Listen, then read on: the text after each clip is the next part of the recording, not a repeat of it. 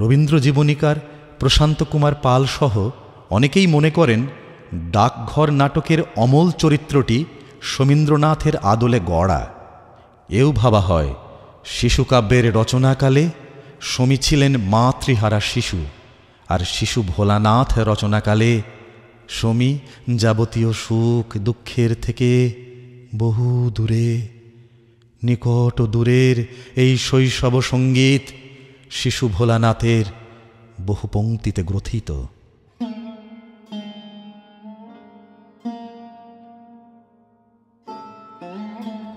দিন গেল ওই মাঠে বাটে, আধার নেমে পড়ল, এপার থেকে বিদায় মেলে যদি, তবে তোমার সন্ধেবেলার খেয়াতে পাল তোলো, পার হব এই হাটের ঘাটের নদী।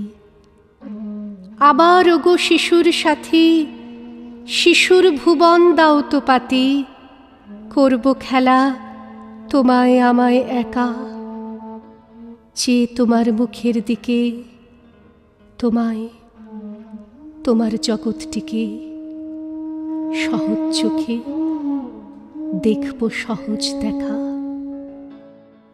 ঈশ্বর আমাকে বেদনা দিয়াছেন, কিন্তু তিনি তো আমাকে পরিত্যাগ করেন নাই। তিনি হরণও করিয়াছেন, পূরণও করিবেন। আমি শোক করিব না।